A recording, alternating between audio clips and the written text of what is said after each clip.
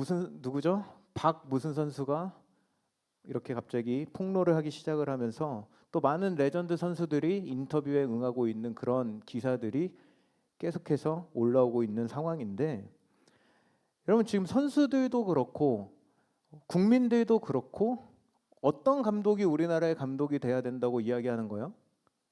외국인 감독인데 그냥 외국인 클린스만 같은 감독이 아니라 어떤 감독이요? 굉장히 저는 클롭이 우리나라에 온다는 얘기가 처음에 있어서 깜짝 놀래가지고 야 대박이다 이러고 있었는데 클롭은 무슨. 여러분 계속해서 우리는 이런 외국인 감독, 유능한 감독이 되기를 원하고 있었는데 아무런 소통도 없이 귀를 닫고 이야기 들어보니까 면접조차 제대로 진행되지 않은 채 감독을 선임해 버렸다는 것입니다. 근데 여러분 이 지금 상황이 사실 가장 안타까운 것은 뭐 협회가 저러고 있는 거는 어제 오늘의 일은 아니니까 뭐 그렇다 치더라도, 여러분 지난 월드컵 때 4년간의 임기를 보장해 주었던 우리 벤투 감독이 지난 월드컵에서 우리나라 역대 가장 강력한 모습으로 상대 팀들을 압도하는 경기력으로 우리나라의 국민들의 굉장한 즐거움을 주었던 기억을 우리는 아직도 가지고 있다는 겁니다. 근데 여러분 그런 모습 이상의 모습을 우리는 다음 월드컵에서 기대하게 되는데, 여러분 현재 왜 우리가 그런 기대를 할 수 있냐면, 왜 이 사진이 아까부터 띄어 있는지는 모르겠지만 지금 띄워주시면 되는 겁니다. 안타까운 게 뭐죠? 여러분 현재 우리나라의 상태가 어떻습니까? 지금 저 사진에만 봐도 모든 국민들이 원했던 손흥민과 이강인이 동시에 뛰는 놀라운 현장을 우리가 볼 수 있을까라고 생각을 했었는데, 진짜 이 꿈이 이루어졌어요? 안 이루어졌어요? 이루어졌다는 거예요. 역대급 라인업의 선수층을 보유하고 있는 것이 지금 우리나라 국가대표팀의 선수 라인업이라는 겁니다. 김민재 선수를 비롯해 황희찬 등등 몰라서 그런 거 아닙니다.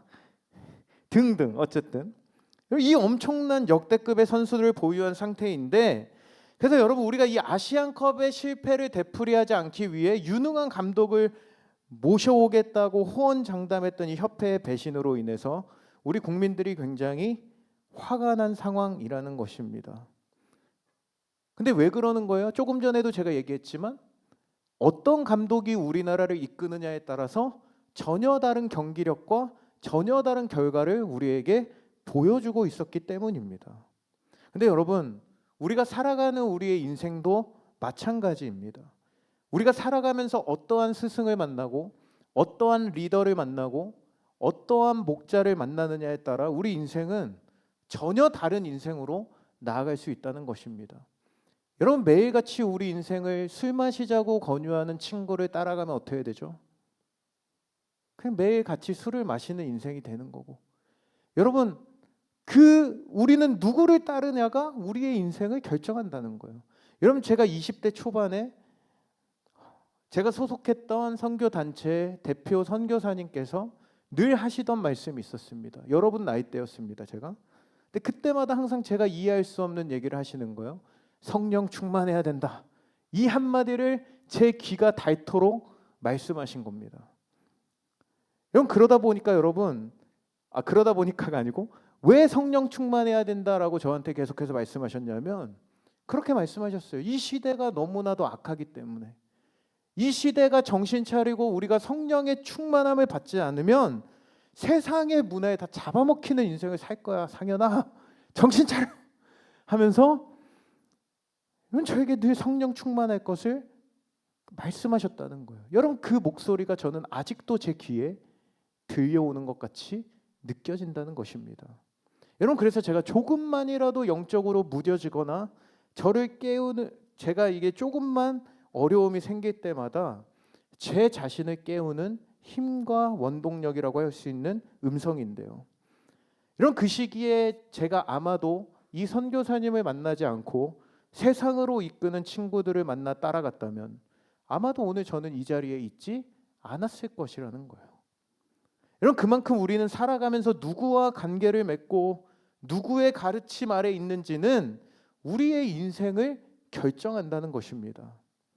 그래서 여러분 오늘 우리가 읽은 이 본문에서는 우리가 진짜 살아가며 따라가야 될 존재가 누구인지를 우리에게 분명하게 말씀해 주고 있는데, 여러분 오늘 본문은 이제 우리가 요한복음을 계속 살펴보면서 에고 에이미로 표현된 7가지의 예수님의 자기 선언 가운데 두 번째 시간인데, 오늘 본문의 11절을 우리 같이 한번 읽어볼까요? 11절 말씀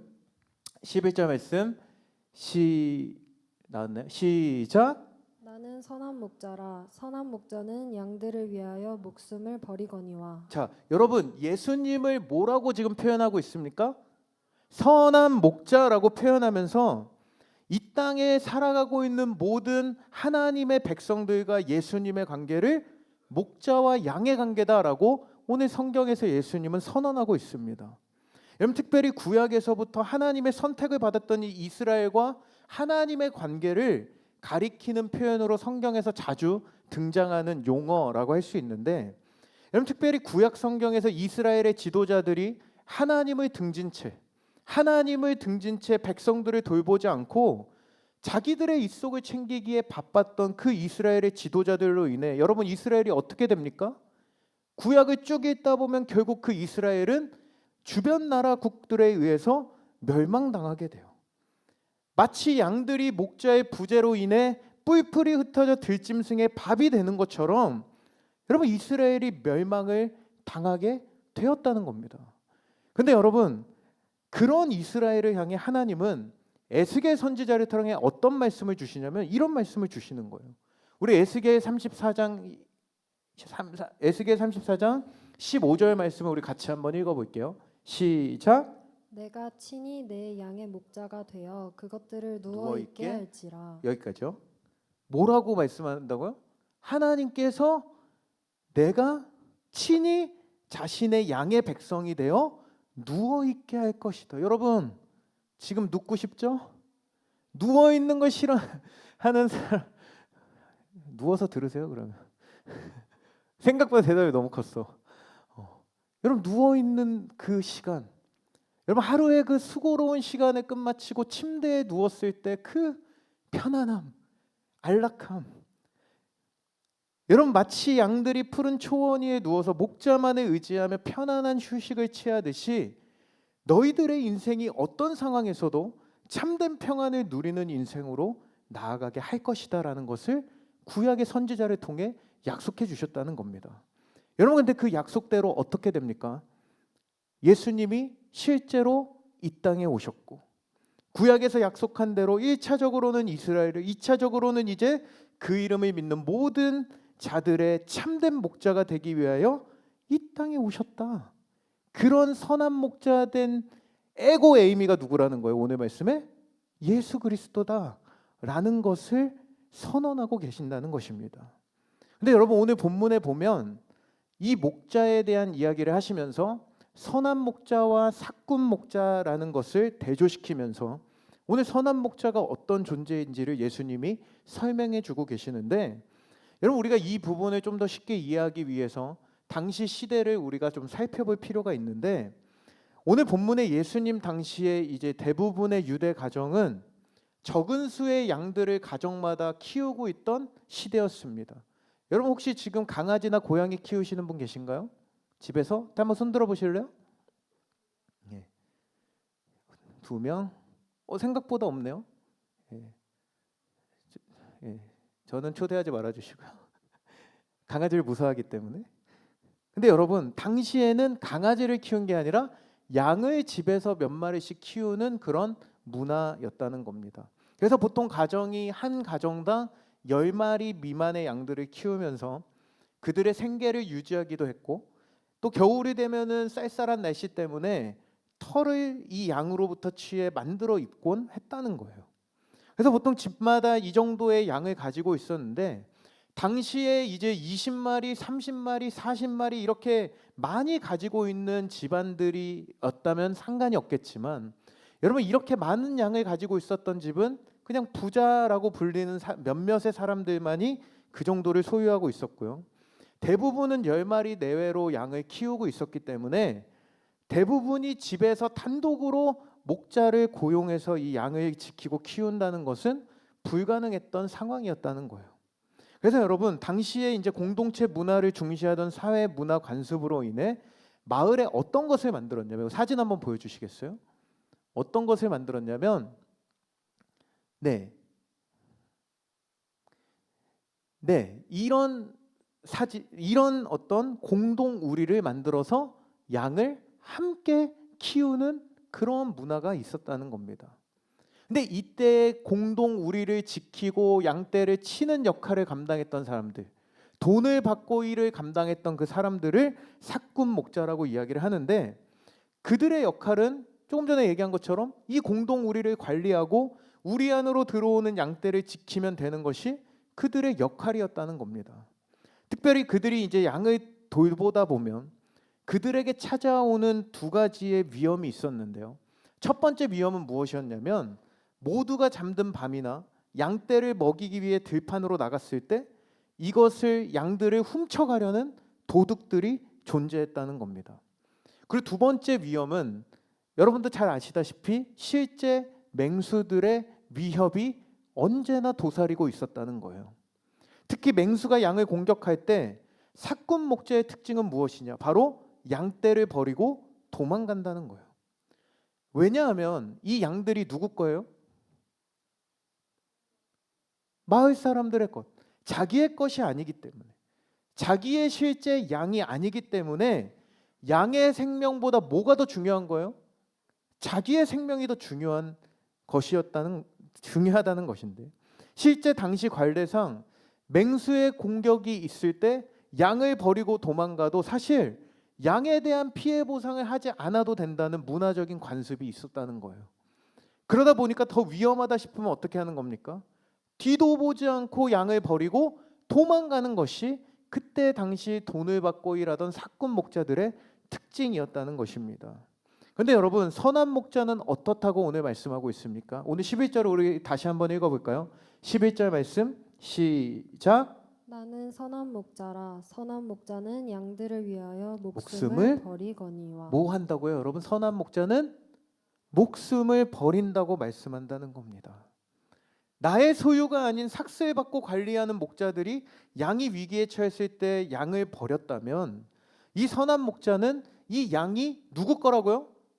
선한 목자의 양이기 때문에 끝까지 자신의 목숨을 버리면서 이 양을 지켜낸다는 것인데요.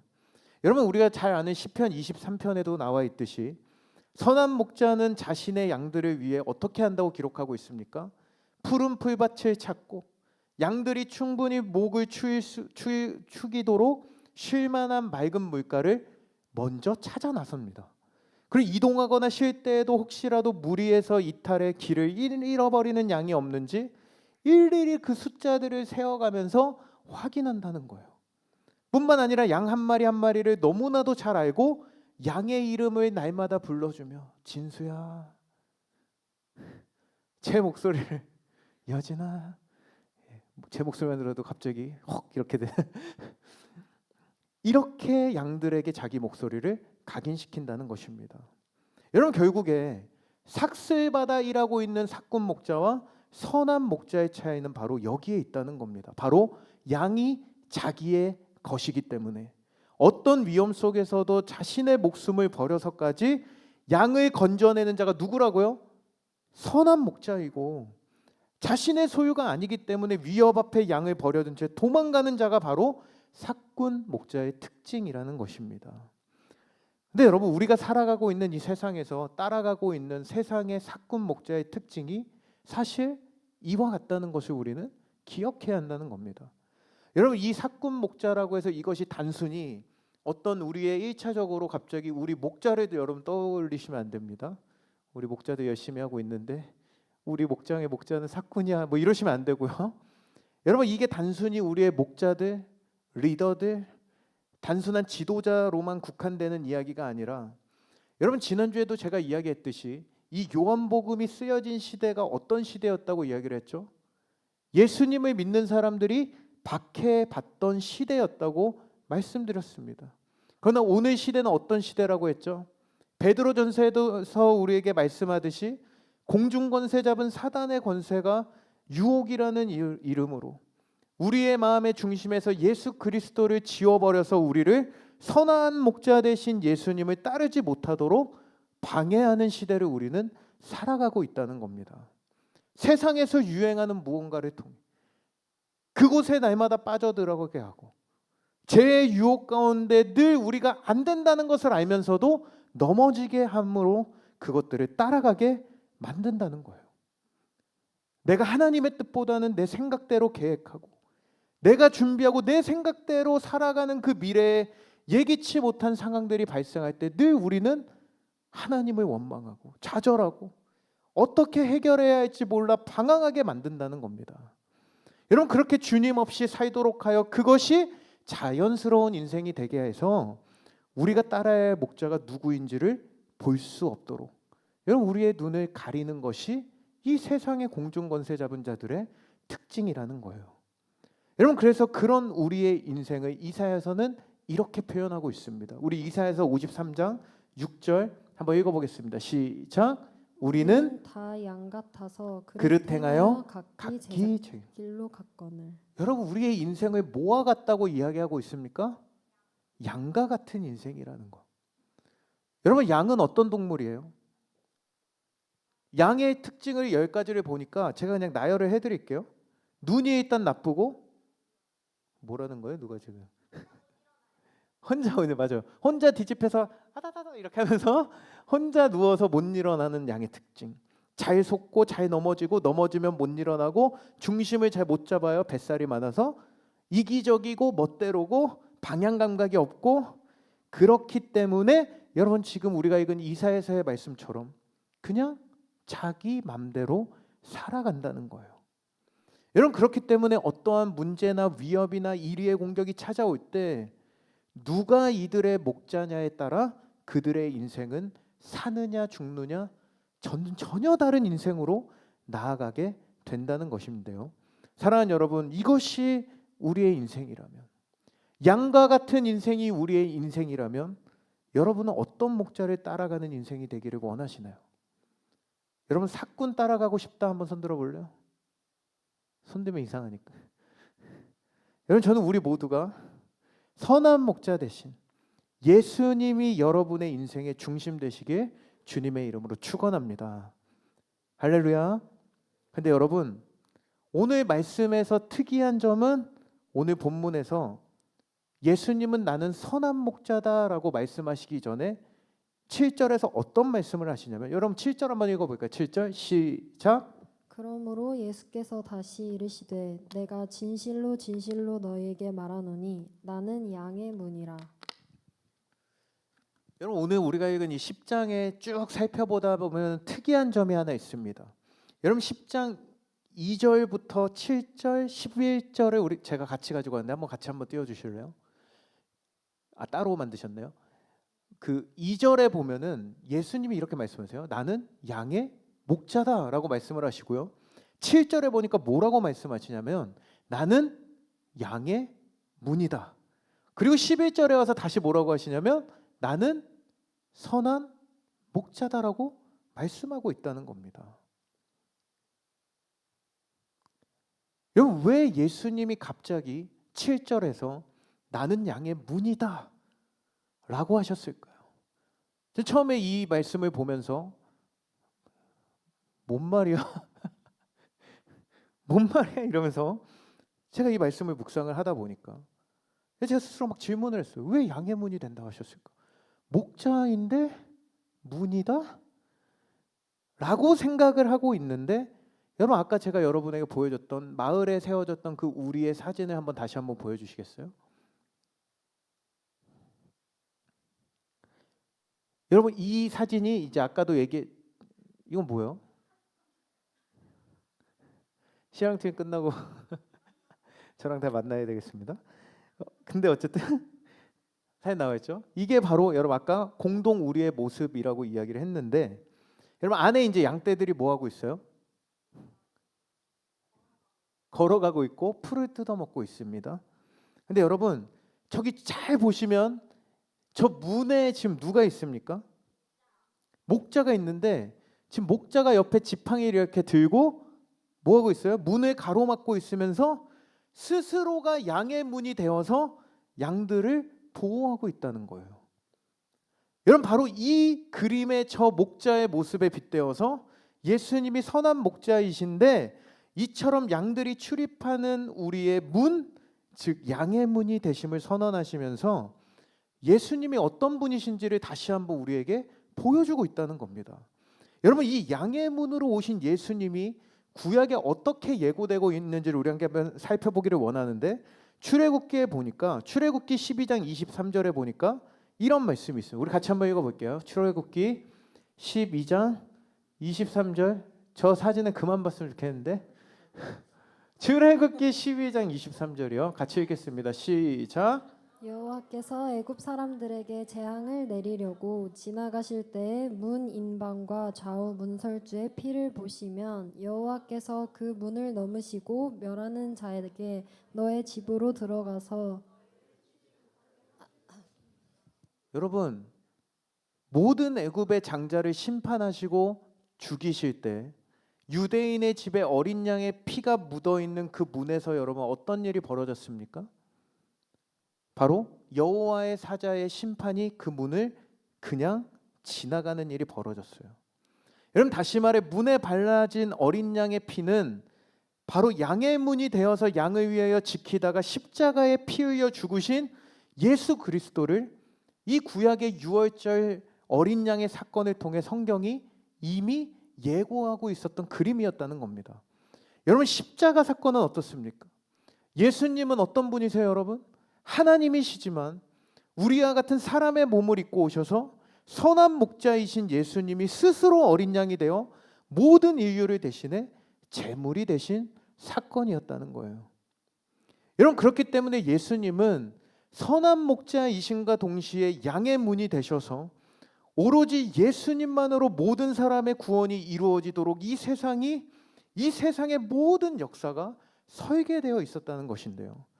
여러분, 그렇기 때문에 오늘 본문은 단순히 예수님이 선한 목자이시기 때문에 그 목자를 따라가세요 라고 말하는 차원 이전에 바로 양의 문을 통과한 자만이 선한 목자의 영원한 돌봄 아래 있게 된다는 것을 우리에게 말씀해주고 있는 본문이라는 것입니다.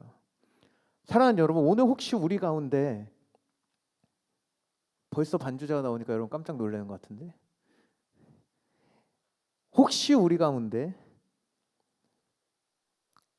아직 이 양의 문을 통과하지 못한 채 목자 없는 양과 같이 제갈 길로 걸어가고 있는 영혼들이 혹시라도 우리 가운데 있다면, 여러분, 저는 오늘 이 말씀을 우리가 마음에 새기며 양의 문을 통과하여 선한 목자 대신 주님의 보호 아래에서 살아가게 되는 우리 모두가 되기를 간절히 소망합니다. 여러분, 예수님이 목자 되신 인생이 얼마나 복된 인생인지 다윗은 시편 23편에서 그 목자 되신 인생이 얼마나 풍요로운 인생인지를 분명하게 고백하고 있다는 거예요. 우리 시편 23편 1절을 한번 고백해 볼까요? 여러분의 마음으로 한번 고백했으면 좋겠어요. 시작. 여호와는 나의 목자시니 내게 부족함이 없으리로다. 그리고 6절 시작.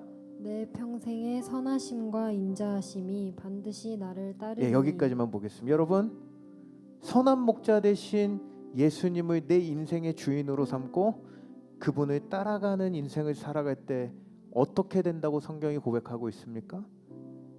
우리 인생이 부족함이 없는 인생이 될 뿐만 아니라 우리의 모든 삶의 걸음걸음 위에 주님의 선하심과 인자하심과 그분의 돌보심이 날마다 우리 인생을 따라다니는 인생으로 나아가게 하신다는 거예요. 여러분, 다윗의 인생을 한번 생각해 보십시오. 부족함이 없어 보이기만 했습니까? 물론 말년에 왕이 됐을 땐 뭔가 부족함이 없었겠죠. 인간적인 눈으로 볼 때. 여러분, 다윗의 삶을 볼 때 주님의 선하심과 인자하심이 날마다 그의 인생을 쫓는 것처럼 보이셨습니까? 여러분, 우리가 성경 어디를 봐도 그런 내용은 나와 있지 않다는 겁니다. 왕으로 기름 부음 받는 자리에 초대도 받지 못했던 다윗의 인생, 우여곡절 끝에 왕으로 선택받았지만 10여 년의 시간을 사울의 창을 피해 다녀야 했던 인생, 늘 쫓기는 인생, 불안한 인생, 두려운 인생, 답답한 인생, 보이지 않는 미래. 그러나 여러분, 다윗은 매 순간 자신의 인생에 살아계신 예수님을 매 순간 발견하고 경험했다는 것입니다. 여러분, 그의 인생의 매 순간 그분의 신실하신 인도하심이 그의 눈에 발견되기 시작하니까 여러분, 그 무엇을 깨달은 것입니까? 아, 진짜 그분이 목자 되시는 인생이 참으로 행복한 인생이구나. 부족함이 없는 인생이구나. 비록 당장 내 삶은 어둡고 비록 내 삶의 미래는 아직 보이지 않고 막혀 있는 것 같고 해결되지 않는 인생 같지만 그 가운데 나에게 평안을 주시는 분이시구나. 여러분, 이 사실을 깨닫고 다윗은 시편의 수많은 고백들을 하나님께 드리며 자신의 평생의 인생을 누구보다도 하나님과 친밀한 인생을 살아갔던 것이 다윗의 인생이었다는 거예요. 그 인생의 마지막에 고백이 뭐라고요? 내게 부족함이 없으리로다. 여러분, 우리 인생이, 저는 이와 같은 인생이 되기를 간절히 소망합니다. 여러분, 우리가 살고 있는 이 시대는 어떻습니까? 여러분, 부족함 없는 인생을 살고 계십니까? 기말고사 성적이 부족함 없으십니까? 그럼 짜증나죠, 이제 성적 얘기하면. 여러분, 지난주에 우리 진일이 보니까 에어팟 맥스를 머리에 막 하고 자랑하면서 다녔는데 알고 보니까 누나가 또 선물로 줬다는 거예요. 쓰던 거. 부족함 없는 인생 맞습니까? 여러분, 우리는 부족함 없는 인생이 되기 위해서 도대체 무엇을 따라가고 쫓아가고 무엇을 구하며 살아가고 있냐는 겁니다. 여러분, 날마다 유튜브의 컨텐츠에는 우리의 피부톤에 맞게 어떻게 옷을 입어야 되고 이런 걸 알려주죠. 저도 한번 궁금해. 나는 어떤 걸 입어야 되는가. 근데 이런 건 그렇다 치더라도 여러분, 그 유튜브에 그 수많은 좋은 컨텐츠도 있지만 굉장히 선정적인 컨텐츠, 뭐 주식 투자는 이렇게 하면 성공한다, 아파트 투자는 이때 해야 된다, 각종의 썰과 말과 별의별 정보들이 우리 인생에 난무하는 시대를 우리는 살아가고 있다는 거예요. 여러분, 그런 시대를 살아가며 마치 초대교회 시기에 박해로 인해 예수님이 더 이상 존재하지 않는 것 같아 보이던 시대처럼 오늘 우리의 눈이 세상의 소리와 정보들로 가리워져서 선한 목자이신 주님께로 우리의 시선은 향하지 못하는 삶을 날마다 살아가고 있다는 겁니다. 근데 여러분, 그것들의 특징은 무엇입니까? 바로 그것의 결과에 대해 책임을 절대 지지 않는다는 것입니다. 여러분, 그럼에도 그것들이 마치 우리 인생을 구원해 줄 것 같고 부족함이 없는 인생, 참된 평안을 얻는 인생으로 인도할 것이라는 기대를 갖고 우리는 오로지 그것에 몰두하는 삶을 살아간다는 거죠. 여러분, 오늘 이 말씀을 통해 우리가 따라가야 될 대상은 누구입니까? 무엇입니까? 여러분, 제가 오늘 문화상품권을 여기 5만 원짜리 2장을 가지고 왔어요. 갖고 싶으신 분? 먼저 나오시는 분 2분 드리겠습니다.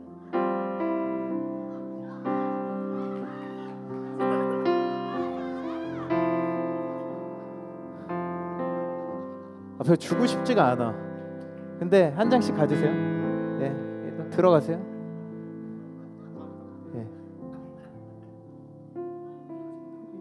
근데 여러분, 이게 우리 인간이에요. 여러분, 뭐가 여러분의 주님이십니까? 여러분, 제가 이제 조금만 살살 쳐주세요. 제가 이제 수능을 앞두고 저도 이제 똑같이 고등학교 때 이 얘기만 하고 오늘 마칠 거예요. 늘 세상의 가치를 따라가던 인생이었어요. 여러분, 제가 이제 고3이 되면서 당시에 유행하던 그 드라마의 영향으로 호텔을 경영하면 내가 대한민국의 진짜 6성, 7성급 호텔을 운영하면 나는 부자가 될 수 있을 거야 라는 말도 안 되는 꿈을 제가 꾸면서 제가 이과였던 제가 과감히 문과로 전과를 했어요. 고3 때. 그래서 학교 선생님이 너는 학교 안 와도 돼 해가지고 저는 전교에서 연예인과 함께 연예인 지망생과 체대 지망생 한 명과 함께 학교를 가지 않아도 되는 3인 중에 한 명이 바로 저였습니다. 부럽죠, 여러분? 그래서 매일같이 고3을 홀로 도서관에서 미친 듯이 공부를 했어요. 나는 세종대 호텔 경영학과에 갈 거야. 왜냐면 그때 당시 세종대 호텔경영학과가 수능거에 만점을 맞아 갈 수 있는 시대였거든요. 지금은 어떤지 모르겠는데. 여러분, 근데 제가 그렇게 1년을 보내고 수능을 하루 앞둔 날 어떤 일이 벌어졌는지 아십니까? 제가 밤 12시에 배가 너무 고파서 편의점에 가서 뭘 사 먹었는지 아세요? 사리곰탕면을 사 먹었어요. 근데 그것을 먹고 제가 잠에 들었는데 급체를 해서 새벽 3시에 응급실에 가서 다 토하고 주사 맞고, 그렇게 저는 수능을 어떻게 봤다? 너무 쉽게 얘기하시네요. 망했다. 여러분, 그때 한동안 저의 마음에 이 우울함과 인생 망했다, 괴롭다, 난 이제 어떻게 살아가나라는 그 막막함이 제 인생을, 제 눈앞을 가리웠어요. 저는 그날 이후로 사리곰탕면을 절대로 먹지 않습니다. 저한테 사리곰탕면을 가져오면 사리곰탕면으로 맞는 거예요. 안 돼. 안 먹어요. 여러분, 저는 그날 사리곰탕 하나로 인해서 저의 인생은 전혀 다른 인생의 길로 인도되기 시작했다는 겁니다. 나중에 기회가 되면 제가 더 자세하게 여러분들과 나눌 것이고 다 얘기할 수 없지만, 여러분, 제가 그 시간을 통해 고등학교 2학년 3학년 때 깊이 만났던 하나님을 다시 한번 만나게 되고, 그때 하나님께 제가 드리고 의탁했던 저의 인생을 오늘 제가 이 자리에 서기까지 선한 목자 되셔서 저를 매 순간 돌보시며 걸어오게 하심을 경험하게 되었다는 것입니다. 사랑하는 여러분, 오늘 선한 목자 되신 주님께서 저와 여러분을 목자와 양의 친밀한 관계 가운데로 부르시는 줄 믿으시기 바랍니다. 이런 관계가 되기 위해서 어떻게 해야 될까요? 저처럼 사리곰탕면을 12시에 먹으면 될까요? 할렐루야. 그게 아니고 14절 시작. 나는 선한 목자라. 나는 내 양을 알고 양도 나를 아는 것이. 나도 그를 알고 그도 나를 알고. 이것이 바로 선한 목자와 양의 관계라는 거예요. 여러분, 우리가 양의 문을 넘어 선한 목자 되신 주님이 지키는 그 목장 안으로 들어가게 되었다면, 주님도 나를 알고 나도 주님을 아는 이 양의 특징처럼, 여러분, 우리가 제갈 길로 가려 할 때마다 외치시는 그 목자 되신 주님의 음성 앞에 반응하며 나아가는, 여러분, 그 친밀한 목자와 양의 관계로 오늘도 저와 여러분을 부르시고 초청하고 계신다는 거예요. 여러분, 우리 안에 필요한 것은 단 하나, 그것에 대한 갈망인 줄 믿습니다. 오늘 여러분의 인생 정말 다윗의 이 목자 되신 주님 때문에 풍족하다고 고백했던 것처럼 놀랍도록 친밀한 관계를 사모하며 나아가는 여러분 되기를 주님의 이름으로 축복합니다. 그리고 마지막, 이 친밀한 관계가 되었다면 이제 우리가 해야 될 것은 딱 하나예요. 요한복음 21장 15절 읽어볼까요? 시작. 그들이 조반 먹은 후에 예수께서 시몬 베드로에게 이르시되 요한의 아들 시몬아, 내가 이 사람들보다 나를 더 사랑하느냐 하시니 이르되 주님, 그러하나이다. 내가 주님을 사랑하는 줄 주님께서 아시나이다.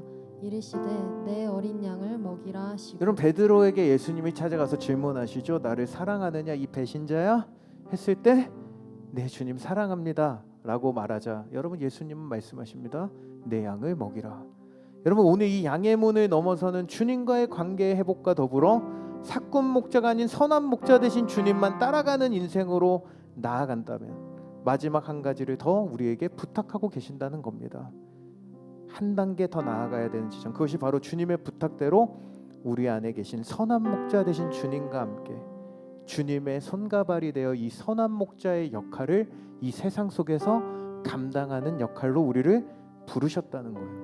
여러분, 이제 한 주 뒤에 우리가 백령도로 나아가게 될 때, 여러분, 우리에게 맡겨주신 이 백령도의 영혼들에게 이 선한 목자를 소개하게 되는, 우리의 삶을 통해 소개하게 되는 그 시간이 되기를 간절히 소망합니다. 여러분, 우리가 마주할 그 땅의 영혼들에게, 여러분, 우리의 그 연약함들은 감추어지게 하시고 예수의 사랑만이 흘러가게 되는 그 놀라운 사랑의 은혜. 여러분, 오늘 우리가 고백했던 것처럼 이 세상에 이런 사랑은 없다. 내가 발견한 사랑 가운데 가장 위대한 사랑이 이것이다 라는 것을 그 땅 가운데 흘려보내는 자로 우리가 나아가는 것이 바로 오늘 선한 목자 되신 주님의 명령인 줄 믿습니다. 여러분 지금까지 한 달 이상 여러분 준비하느라 너무나 고생이 내일 갈 것 같잖아요. 이렇게 얘기하면 한 달 이상 여러분 너무나 지금 고생하고 있는 여러분들을 축복하면서요. 여러분 정말 우리를 통해 이번 여름 귀한 역사가 그 땅 가운데 일어나기를 소망하는 마음으로 마지막까지 최선을 다하는 저와 여러분 되기를 간절히 소망합니다. 우리 한번 그 자리에 다 한번 일어나서 오늘 결단하고 우리 한번 같이 한번 찬양하고 기도하는 시간을 갖도록 하겠습니다. 우리 선하신 주님, 그 인도하신 주님, 인도하실 주님을 바라보며 우리 함께 이 찬양의 고백을 주님 앞에 드리기 원합니다. 사랑해요 신실하신 나의 주님, 나의